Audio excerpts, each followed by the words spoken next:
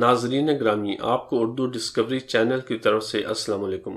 ناظرین، ہم آپ کو ایک سچا واقعہ بتائیں گے۔ جب سوویت یونین میں کمیونزم عروج پر تھا، جب وہاں مسجدیں بند کر دی گئی تھیں اور کئی مساجد کو تفریح گاہ میں بدل دیا گیا تھا، جب مسلمانوں کو گھر میں قرآن پاک رکھنے کی اجازت نہیں تھی، اگر حکومت کو پتہ چل جاتا کہ اس مسلمان کے گھر میں قرآن پاک ہے تو سخت سے سخت سزا ملتی۔ اگر آپ نے ہمارے چینل کو سبسکرائب نہیں کیا تو سب سے پہلے ہمارے چینل کو سبسکرائب کریں اور بیل آئیکن پر کلک کریں تاکہ آپ کو نئی ویڈیوز کا نوٹیفیکیشن مل سکے۔ ناظرین، یہ 1987 کی بات ہے کہ مشہور قاری عبدالباسط امریکہ کے دورے پر آئے تو کسی نے ان سے پوچھا کہ آپ کی زندگی میں کوئی ایسا واقعہ ہو جو بھلایا نہ جا سکے، تو قاری عبدالباسط نے کہا کہ بس ایک معجزہ ہے جو کسی صورت میں بھلا نہیں سکتا۔ پھر انہوں نے بتانا شروع کیا۔ یہ اس زمانے کی بات ہے جب جمال عبد الناصر مصر کے صدر تھے۔ مصر کے صدر سوویت یونین کے صدر کی دعوت پر ان کے ملک گئے، پھر دونوں صدور کی ملاقات شروع ہوئی۔ روسی صدر نے مصری صدر کو کمیونسٹ بنانے کے لیے بڑا زور لگایا۔ انہیں یہ لالچ بھی دیا گیا کہ مصر میں کمیونزم لے آئیں، ہم مصر کو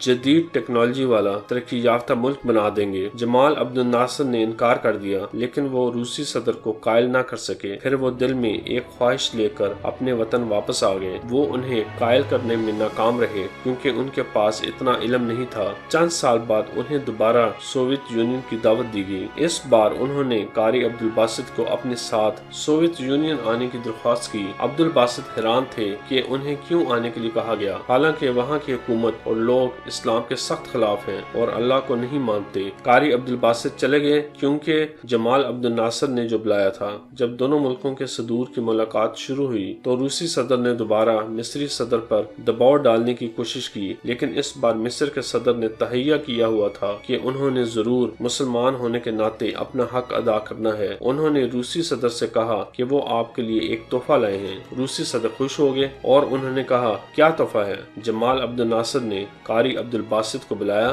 اور روسی صدر کے سامنے کھڑا کیا اور کہا، یہ تحفہ ہے۔ وہ حیران ہوئے اور پوچھنے لگے کہ یہ آپ کیا کہہ رہے ہیں؟ اس پر جمال عبد الناصر نے قاری عبدالباسط کو کہا کہ ان کو قرآن پاک کی تلاوت سنائیں۔ اس وقت سوویت یونین کے تمام کابینہ اور بڑے بڑے وزراء اور مصر کا سرکاری وفد اس حال میں بیٹھا تھا۔ قاری عبدالباسط ڈائس پر آئے۔ قاری عبدالباسط فرماتے ہیں کہ میں نے دل میں دعا کی کہ اے اللہ، میں تیرے قرآن کی تلاوت کرتے ہوئے کبھی پریشان نہیں ہوا، لیکن آج میرے سامنے تجھے نہ ماننے والے اور تیرے قرآن کا انکار کرنے والے بیٹھے ہیں جو اپنی طاقت کو ہی سب کچھ مانتے ہیں۔ تو میری زبان میں ایسی تاثیر دے دے جو ان کے دلوں میں اتر جائے۔ انہوں نے آنکھیں بند کر لیں اور سورہ طٰہٰ کی تلاوت شروع کی۔ یہ وہی سورہ ہے جب حضرت عمر فاروق رضی اللہ عنہ اسلام قبول کرنے سے پہلے اپنی بہن اور بہنوئی کو قتل کرنے کی غرض سے ان کے گھر میں داخل ہوئے تھے، لیکن وہ اس وقت سورہ طٰہٰ کی تلاوت کر رہے تھے۔ حضرت عمر رضی اللہ عنہ نے فرمایا کہ مجھے وہ سناؤ جو تم پڑھ رہے تھے، اور جب انہوں نے سورہ طٰہٰ کی تلاوت شروع کی تو حضرت عمر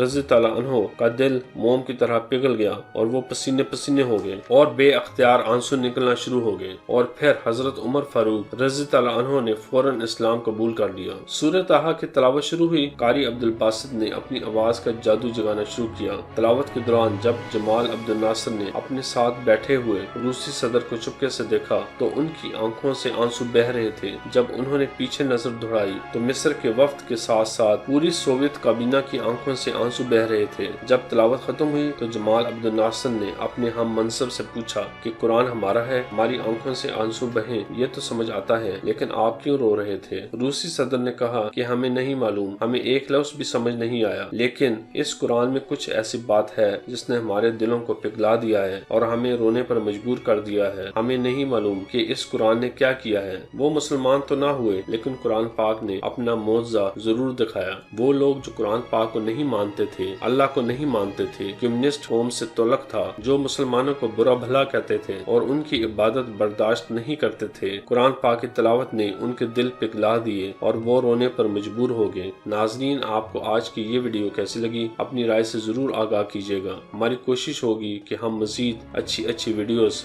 آپ کے لیے لا سکیں۔ ویڈیو کو لائک اور شیئر ضرور کریں تاکہ ہماری حوصلہ افزائی ہو سکے۔ ویڈیو دیکھنے کا شکریہ۔